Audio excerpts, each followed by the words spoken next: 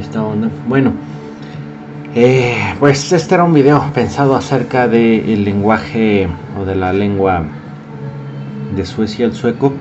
Sin embargo, bueno, me di cuenta de que existen muchísimas similitudes con otras lenguas, con otros idiomas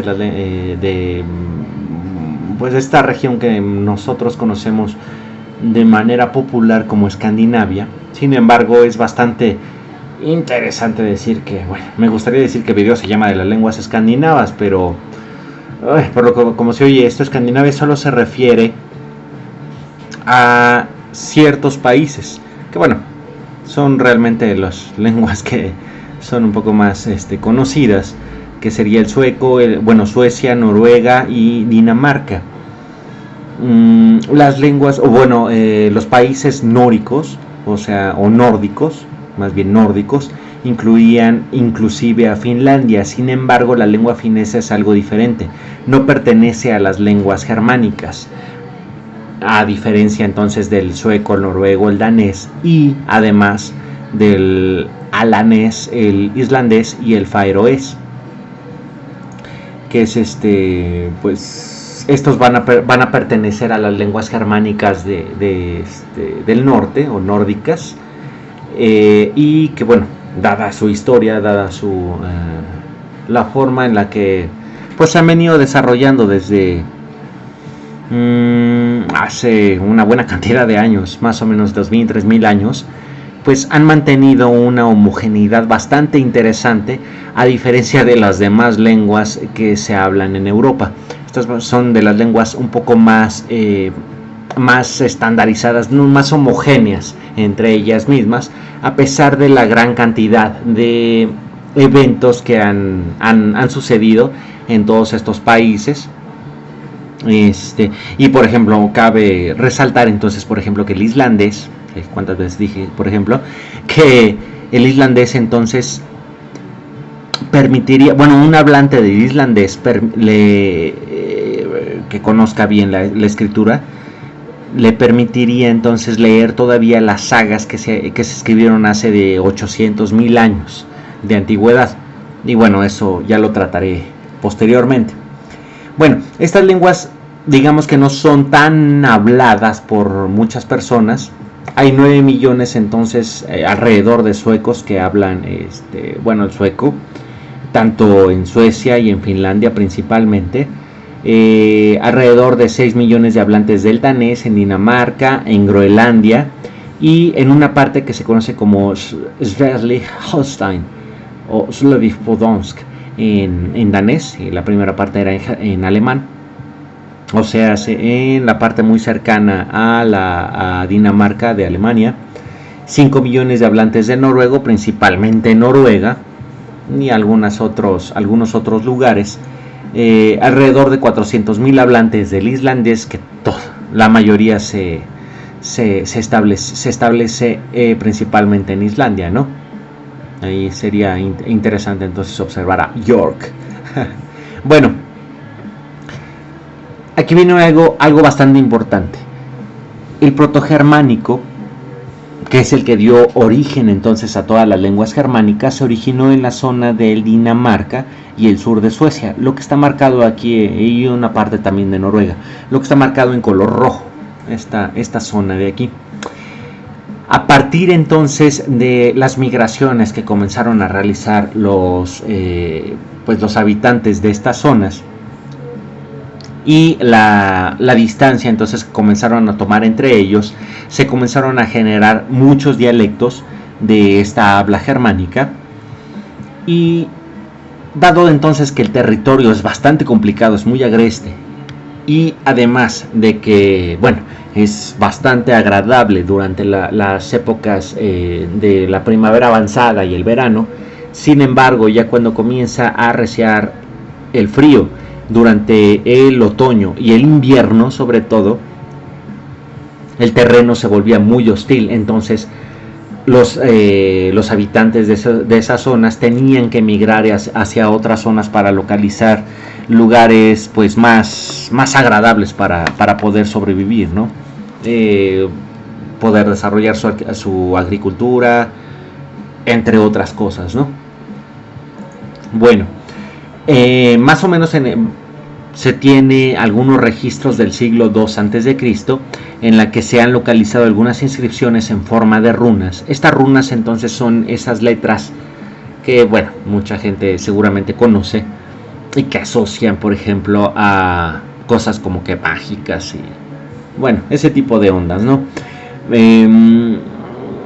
Pero pues realmente entonces tiene que ver muchísimo con esta con esta historia de los hablantes del protogermánico de estas zonas de Dinamarca, en donde fueron desarrollando este tipo de escritura entonces para dar alguna generar algún registro entonces de lo que ellos hablaban, generar registros entonces de algunas cosas que se conocen entonces como sagas. Bueno, esto viene un poco, es un tanto posterior al siglo II a.C. Sin embargo, bueno, también estas runas comenzaron a presentar alguna divergencia entre los dialectos del este, del oeste y del norte. O sea, de esta zona, al comenzar entonces a realizar migraciones, muchos que pues intentaron conquistar las zonas, o bueno, poblar, no tanto conquistar, porque pues esa zona no estaba tan poblada, más bien se fueron hacia poblar estas zonas muy complicadas del norte de Europa. Algunos otros entonces se movieron hacia el este, otros hacia el oeste, y esa divergencia entonces, una comenzó con la divergencia de la lengua y otra con la divergencia entonces de la escritura también. Con las runas existen diferentes runas para cada una de estas poblaciones, y bueno, por supuesto entonces pues no tenían tanto contacto entre ellas, o el contacto que tenían tardaba bastante tiempo entonces en tener alguna correlación entre ellos. Pero bueno, aquí viene una parte que muchísima gente entonces seguramente conoce o cree conocer, ¿no? Haciendo entonces del lado las incursiones bárbaras en los territorios latinos, o sea, en la parte del Imperio Romano, que se desarrolló pues casi desde el primer siglo después de Cristo, que comenzaron entonces a incursionar entonces estos pueblos a los que los romanos llamaban bárbaros, que en su mayoría eran pueblos germánicos. Podemos observar posteriormente, ya durante en los inicios de la Edad Media y la Edad Media avanzada, a un grupo al que actualmente conocemos entonces como vikingos, que hay películas, series y todo desarrollados a partir entonces de esta cultura, ¿no? De esta romantización que se les ha hecho a estos pueblos. Sin embargo, bueno, hay que aclarar entonces que los vikingos eran una población de guerreros nórdicos que realizaban incursiones en tierra para saquear y, bueno, hacer mil y un fechorías sobre las poblaciones costeras que se encontraban en Europa, principalmente en la misma parte donde se encontraban algunos pueblos germánicos, en las costas de Alemania, en las costas de Holanda, bueno, que actualmente se conocen como Holanda, Bélgica. También en la parte de Francia, no sé si por aquí tengo un mapa de esto, sí, aquí está, en la parte de Normandía. También llegaron a Inglaterra para pues asolar a las poblaciones celtas que se encontraban en ese momento, y bueno, podemos decir las poblaciones celtas romanizadas que ya se encontraban en esa parte. Llegaron también más al norte de Europa, inclusive accedieron a la zona de Islandia, bueno, a la isla de Islandia. Suena medio extravagante. Primero a las islas Shetland, después a las islas Faroe y luego a Islandia. Aquí una parte importante de esto es de que alrededor del siglo X hasta el siglo XIV hubo algo que se conoció como el periodo cálido medieval u óptimo climático medieval, que fue un periodo de clima que fue extraordinariamente caluroso en la región del Atlántico Norte, bueno, desarrollada sobre el Atlántico Norte por las inscripciones y por los documentos que se tienen de esa época, en el que pues las temperaturas globales comenzaron a aumentar. Por ejemplo, el cultivo de la uva y la producción de vino crecieron muchísimo en el norte de Europa, en el sur de la Gran Bretaña, y por supuesto entonces estos pueblos, los pueblos vikingos que pues venían principalmente entonces de la zona de Dinamarca, en esta zona en color rojo oscuro, en guinda casi, que comenzaron a moverse alrededor de toda Europa. Aprovecharon esto y la deshielada, que eso suena muy extraño, la deshelada que ocurrió tanto en el Mar del Norte, el Mar de Noruega y en el Atlántico Norte, para llegar a Islandia alrededor del siglo X. Y bueno, ya había algunas incursiones anteriores en el siglo IX, pero posteriormente a ello lograron llegar de esta forma a la zona de Groenlandia, y a lo que, de acuerdo a las sagas, que bueno, ya se comenzaron a llamar así a estos escritos o conocimiento de aventuras épicas que tenían los aventureros vikingos, llegaron a la parte de Groenlandia y Vinlandia, o la zona de las viñas. Groenlandia, bueno, tomó su nombre entonces de Grönland, que sería entonces una tierra verde, y Vinland igual, la tierra de viñas, por lo que comentaba entonces acerca del cultivo de la uva. Sin embargo, bueno, posterior entonces a este máximo climático medieval, que llegó hasta el siglo XIV, fue las incursiones vikingas entonces a la zona del norte de Europa, del norte de América, pues comenzaron a decaer, y pues bueno, ya no llegaron muchísimo más. Se tienen registros entonces de la incursión entonces de los vikingos en estas zonas. No recuerdo bien, creo que se llamaba Le Mer de Aux, en el norte de Canadá, en donde sí se han encontrado entonces estas pues asentamientos vikingos que incursionaron en el norte de América. Sin embargo, hay una cosa bastante interesante. Entonces, al ocasionarse, al aprovechar este cálido medieval, pues llegaron hasta estas zonas, pero en el momento en que regresó el frío en esa parte, y pues que no tenían la voluntad o la idea, y por cómo habían salido entonces de lugares como Islandia, como Eric el Rojo y algunos de ellos, de que pues eran conscriptos realmente, pues no podían regresar hacia sus zonas pues de nacimiento, a las zonas donde habían o de donde habían partido, y eso fue lo que ocasionó entonces de que no hubiera de que no siguieran las incursiones entonces vikingas hacia lo que sería América, ¿no? Pero bueno, eso ya es parte entonces inclusive de las leyendas.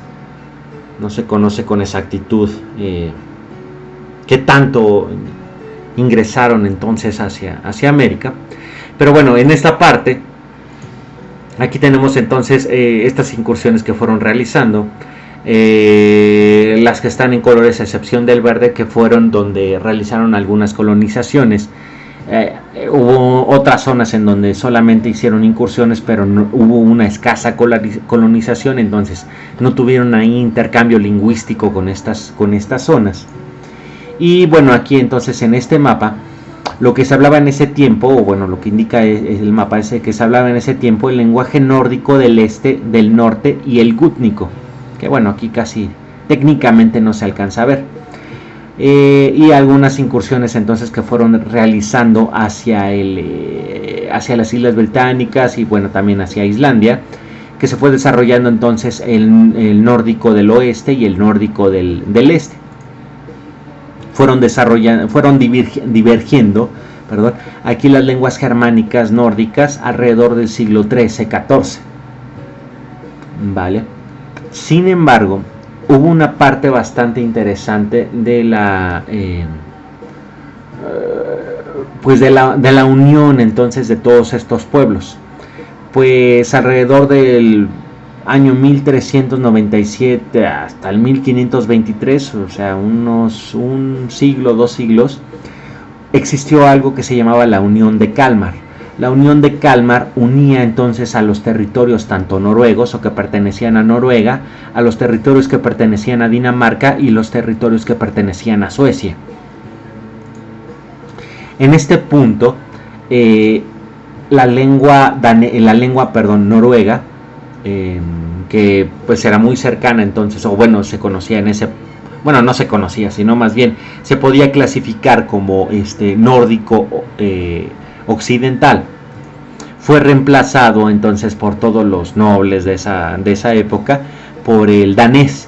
Entonces la cercanía que comenzó a tener la lengua danesa con la noruega comenzó entonces en esta época, y el alejamiento entonces de los hablantes tanto de Groenland o de Groenlandia como de Islandia, ¿no? Y bueno, entonces en este mapa se representa entonces la extensión de las lenguas germánicas en el siglo X, haciendo un regreso un poco así salvaje hacia unos 400 años atrás. En rojo está el nórdico antiguo occidental, en naranja el nórdico antiguo oriental, esta parte de aquí, que inclusive hubo algunas incursiones entonces en lo que se conoce actualmente, bueno, que se conocía como el Principado de Rus, que dio origen a los rusos, bueno, al pueblo ruso actual, junto con la población eslava que se fue, que fue realizando algunas incursiones en esta parte. En rosa está el gútnico antiguo, y en verde otras lenguas germánicas, al igual que el amarillo, lenguas que ya fueron pues una mezcla entonces con las lenguas célticas, las romances y estas nórdicas, que dieron una como parte de al origen al inglés, ¿no? Que bueno, eso espero tratarlo en algún otro video. Entonces así iban evolucionando las lenguas germánicas, ¿no? En ese tiempo, bueno, comenzaron con la Unión de Kalmar y el avance entonces ya la salida de la Edad Media, vamos a ver, la humanidad técnicamente, que ya comenzó a salir la idea de la Edad Media, y con el Renacimiento y todas estas partes, bueno, también afectó a la zona del norte de Europa. Y bueno, aquí viene una parte bastante importante en esto de las lenguas germánicas del norte. Ya como decía, de la Unión de Kalmar, que pues los nobles comenzaron a llevar la lengua danesa a los territorios de la actual Noruega. Esto generó entonces que hubiera una división entre los dialectos del noruego. En color azul entonces estarían los dialectos centrales del noruego, en cian los dialectos noruegos del este. Por otra parte, entonces, esta zona de aquí tuvo mucha influencia entonces del danés, y la parte del norte de Noruega pues tenía alguna influencia por los lapones o la población entonces que se encontraba en el norte pues técnicamente al extremo norte de Europa.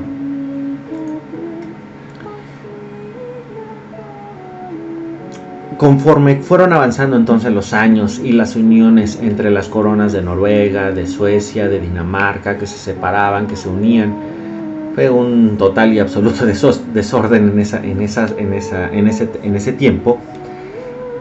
Todo esto entonces llevó a conocer a 3 lenguas continentales, referidas entonces como las lenguas escandinavas, que bueno, es la expresión es así como que muy forzada, o se podría decir como que es muy forzada al hablar de ellas así. Sin embargo, entonces, a pesar de la, digamos que de la homogeneidad que tenían entre cada una de ellas, al igual que lo que decía aquí del noruego, que hubo una parte que tuvo una muy fuerte influencia del danés, otra que se mantenía como dialectos del centro, dialectos del este y dialectos más nórdicos, pues había una importante variación dialectal en cada idioma. Esto llevó, o en la actualidad se puede decir que hay un continuo dialectal en el cual, si uno viaja en cierto sentido, las lenguas son más inteligibles entre sí. Por ejemplo, en estas zonas donde está en color verde los límites entre Suecia y Noruega, la inteligibilidad entre cada una de las lenguas que se hablan, o de los dialectos que se hablan, tanto del noruego como del sueco en esta zona, son muy cercanas entre sí. Entonces, por ejemplo, aquí se puede ver el gutnico, aquí el sueco oriental, dalecarliano, que es otro de los, un dialecto o una lengua casi aparte del sueco, pero que es muy cercana a ello. Y bueno, entre otras, ¿no? Lo importante aquí entonces también es resaltar, por ejemplo, las lenguas insulares, que son muy diferentes a las lenguas continentales, dada esa pues lejanía que tenían entonces las islas, como las islas Faroe y la isla de Islandia, con respecto entonces del continente. ¿Vale? Entonces ahí hubo una importante divergencia entre cada una de ellas. Posteriormente, entonces, bueno, aquí hablando ya de cada una de las lenguas, o alguna de las particularidades entre cada una de las lenguas. Por ejemplo, está aquí el danés, ¿no? Aquí están todas las formas en las que se puede hablar, o se les dice en danés, bueno, al danés en otras lenguas, dansk, danska, dansk, danese, danés, que lo conocemos. Se habla un poco, un tanto en las Islas Faroe, en Dinamarca, en lo que decías hace rato del norte de Alemania, que está cercano a Dinamarca, y también en la parte de Groenlandia. Hago distinción entonces aquí del danés porque su fonología por alguna extraña razón se volvió muchísimo más compleja que las otras lenguas nórdicas, germánicas del norte, o germánicas nórdicas, lo que la distingue muchísimo entonces de los demás lenguajes hablados, ya que el lenguaje escrito entonces del danés es muy cercano a lo que se tiene en Noruega o en Suecia. Entre cada uno de ellos es bastante ininteligible. Sin embargo, ya al momento de que se realiza entonces la comunicación ya hablada, muchas veces los noruegos y los suecos dicen que los daneses hablan como si tuvieran una papa en la boca. Una cosa ahí medio extraña, ¿no? Por otro lado, en Noruega, a partir del siglo XIX, siglo XX, hicieron unos esfuerzos para poder homogeneizar su lengua, y además entonces resaltarla, ya que anteriormente, con la unión de Kalmar y con estas uniones entonces que hubo entre los reinos de Suecia, Dinamarca y Noruega, pues el danés era el lenguaje que se hablaba principalmente entonces en esta tierra. Sin embargo, entonces con este intento de revivir al lenguaje noruego que hicieron los mismos habitantes, se generaron entonces dos dialectos principales. Existen muchos otros, pero se pueden englobar entre estos dos. Por un lado está el bokmål en color naranja, que se muestra aquí en color naranja, que tal cual entonces el nombre de bokmål significa entonces, o como lengua de libros, lengua escrita, podría decir, ¿no? Esta es muy cercana al danés, entonces aquellos que hablan el bokmål pueden entender perfectamente el danés. Vean entonces la extensión que tiene actualmente esta lengua. Bueno, no es realmente aquí en color cian, aquí me estoy equivocando, no es en naranja, es en color cian. Por otro lado, entonces está el Nynorsk, en color rojo o rojo naranja, el cual significa tal cual nuevo noruego, Nynorsk, el cual está basado entonces en los dialectos antiguos del nórdico del este, que podemos observar por aquí, ¿no? Nórdico oriental está en color naranja, ¿no? Muchas cosas o mucho que estaba y que se hablaba antiguamente en Dinamarca misma y en Suecia, y que fueron entonces ahí desarrollando esa habla entre ellos. Entonces, si uno intenta aprender el noruego, necesita pues revisar si va a utilizar el bokmål o el nynorsk. Esta pues variedad de dialectos que se encuentran en Noruega permiten que los noruegos puedan entender entre diferentes dialectos, por supuesto, y además entre diferentes lenguas, entre el danés y el sueco. O sea que no les cueste tanto trabajo pues poder comunicarse con hablantes de estas lenguas. Bueno, entonces, entonces ahora para tener algunos ejemplos de cómo se diría, por ejemplo, dogs are the best pets, o los perros son las mejores mascotas, en cada uno de estos idiomas nórdicos continentales. En primer lugar, en sueco sería hundar are the best husdjur, ¿vale? Entonces en noruego sería hundar are the best kjæledyr. Y finalmente en danés sería algo así: hundar are the best kjæledyr. Alguna cosa así, ¿no? Es un poco complicado entonces utilizar la fonética del danés, y es algo así como hundar are the best kjæledyr. Aquí, bueno, pues hay que observar entonces que la palabra para perro, hundar, en sueco, es muy similar entre los tres idiomas, también como es the best, para los mejores. Y la palabra mascota entonces ya tiene una diferencia de husdjuren a kjæledyr o kjæledyr entre cada una de las palabras, de los idiomas, perdón. Y bueno, aquí entonces hay, por ejemplo, que decir que en el sueco es un poco más entendible.